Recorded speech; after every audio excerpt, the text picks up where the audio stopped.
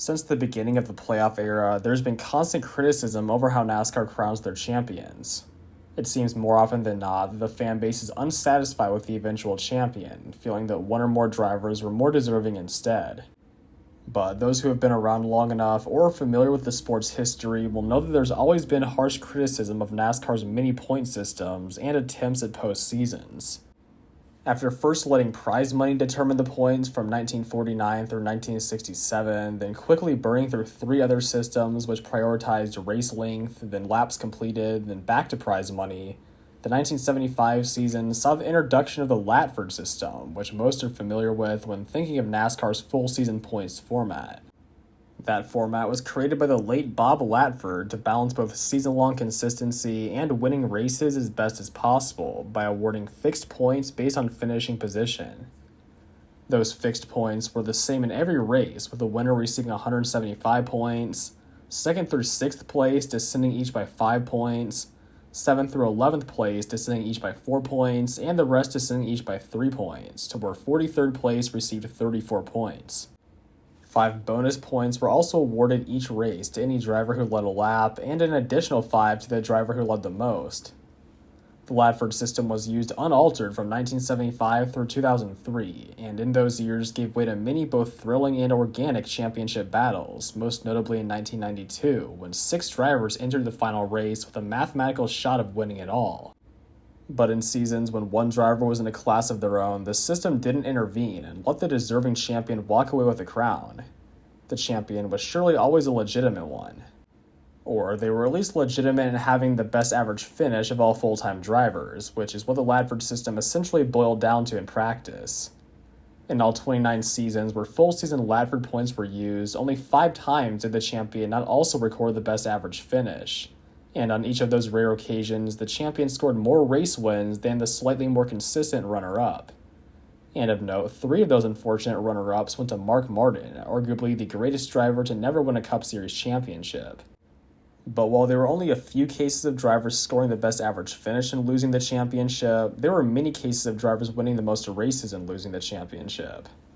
Almost all fans would agree consistency should matter more than just the number of wins towards the overall points, but when 2 drivers both seem to be very consistent, then come the differences of opinions. Some believe pure consistency or average finish matters the most in all cases, while others believe that there can be some leeway for a driver who is slightly less consistent but wins multiple more races than anyone else. The Latford system seemed to side with pure consistency for the most part, and that was the root of most of his criticisms. In the first decade of the system, there were only 3 seasons in which the champion didn't score the most race wins, and all 3 times it was only by a difference of 1 or 2 wins. But in 1984, the champion Terry Labonte only won twice in comparison to the 5th place finisher Darrell Waltrip, who won 7 times. Of the full-time drivers, the next closest to Waltrip in wins were Harry Gant, Bill Elliott, and Jeffrey Bodine, each with 3, so clearly Waltrip was the winningest driver that year, and his average finish of 11.2 was only 2.9 positions worse than the champion Labonte's. A much more extreme case followed the next year, when this time Waltrip took the championship, but with only 3 wins as compared to second-place Bill Elliott's 11 wins. On top of that, Elliott's average finish was only 1.4 spots back of Waltrip. If any fans weren't questioning whether the points were fair the year before, they definitely were in 85. Thanks to the historic championship battle in 1992, another potential fault of the Latford system was mostly overlooked. Amidst headlines of a first-time underdog champion in Alan Kulwicki and a 6-way battle in the season finale at Atlanta, most didn't catch that the 2nd and 3rd place finishers of Bill Elliott and Davey Allison not only both scored 5 wins as opposed to Kulwicki's 2, but they also each scored a few more top 5s than him and matched his 17 top 10s. Only an average finish did Kulwicki have them both beat, as Kulwicki's worst races were better than Elliott's and Allison's worst races.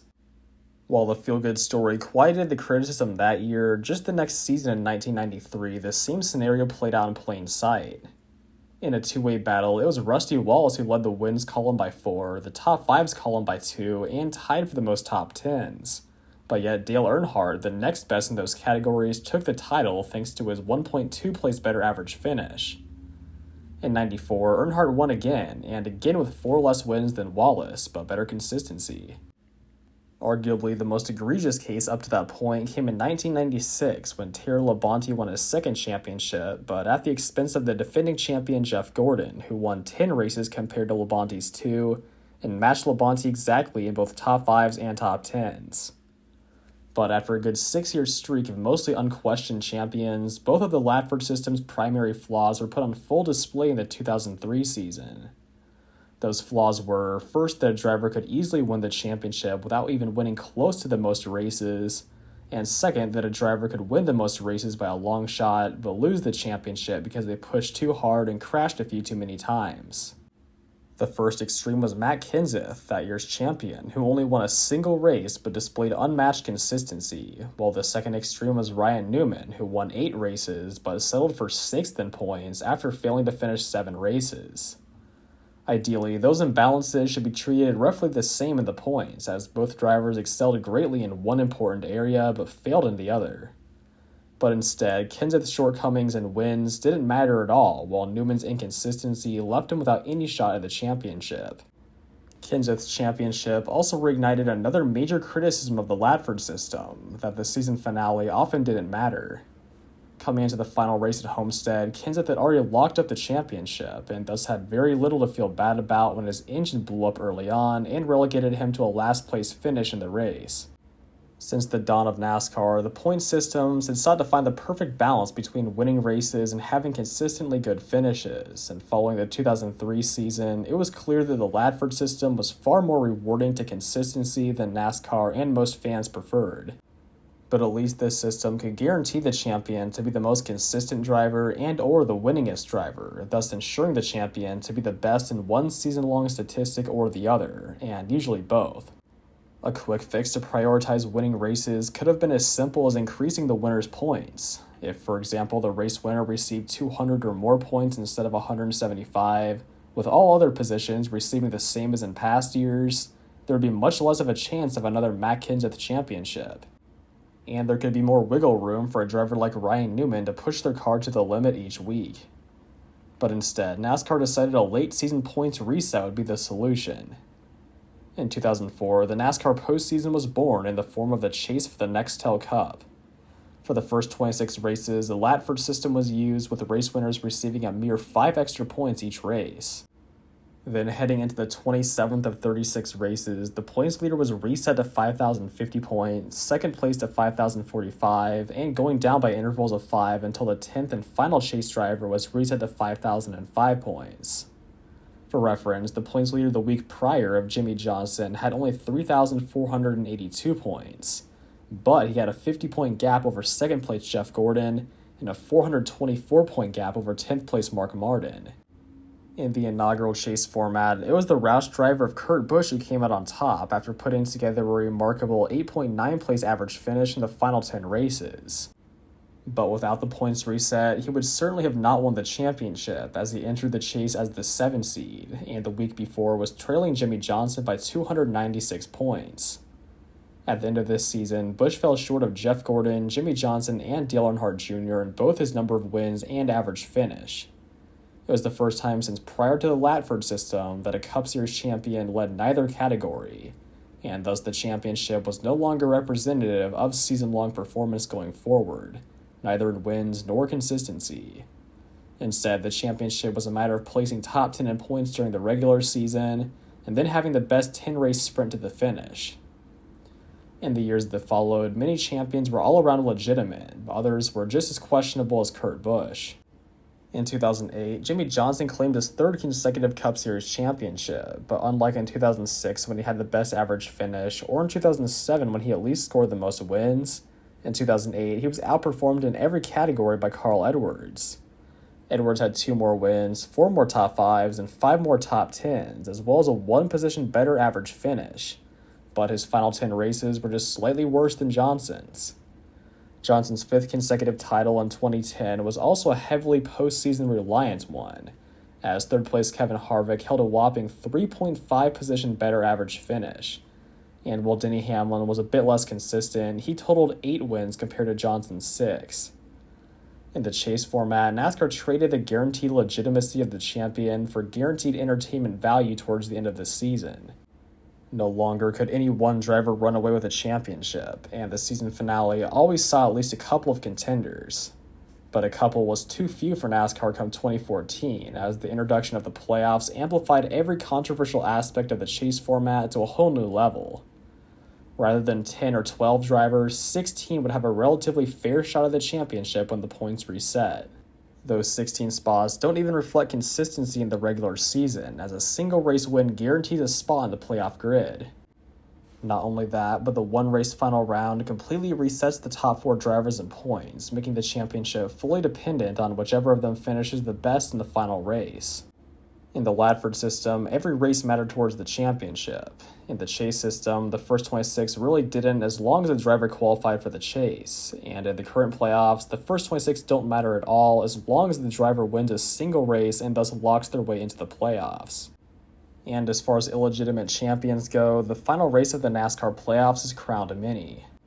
When 4 drivers have a completely equal shot at the championship in a single season finale race, it is no surprise at all that many playoff champions have been the 4th best of the group when looking at the overall season, and sometimes worse than 4th compared to all drivers.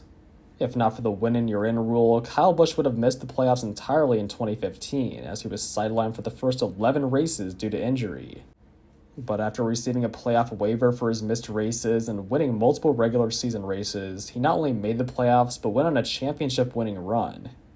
The next year in 2016, Jimmy Johnson won his record-tying 7th championship, but held a worse average finish than the 12th place finisher Brad Keselowski and 8 others.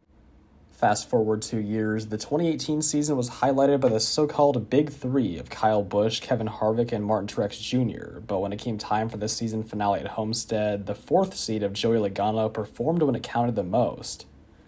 While Logano's average finish was even with that of Truex, he was less consistent than Busch and Harvick, and trailed all 3 of them in wins. Harvick took an even harder punch in 2020, as after leading the way in every category with 9 race wins and a 2-position better average finish than the next closest driver, he was eliminated in the round of 8. In his place, the 2nd through 5th best drivers competed for the championship at Phoenix, with Chase Elliott coming out on top. While Harvick was not in contention in his final season of 2023, William Byron took over his role of the playoff punching bag as he won 2 more races than anyone else and had a 1.1 place better average finish than the next closest driver of Chris Buescher, but yet Ryan Blaney, who did not lead a single overall category, came in ahead of his final round opponents at Phoenix to win the championship. Over in the Xfinity Series and Truck Series, the championship battles have met much the same fate after the transition from full season points to the playoffs in 2016. But keeping my focus on the Cup Series for this video, the question must be asked: what makes the playoffs a bad way of determining a champion in NASCAR when they're so popular in stick and ball sports? Well, the difference is that those sports face one team at a time, and so every team's season looks completely different. The team with the best overall record played different teams at different times compared to the team with the next best record, and so on. That said, the only way to determine which of the top teams is truly the best is for them to face each other head-to-head in the form of a postseason bracket. But in NASCAR and every other motorsport, every team faces every other team at once in each race. Each race is an entire bracket of its own, and so the only meaningful way to determine an end-of-year champion is to keep ongoing points from the first race to the last. The only question is how many points to give per position per race, and what kind of bonus points, if any, should be given to the race winner. As mentioned earlier, the only point of illegitimacy with the Ladford system was in its over-rewardment of consistency.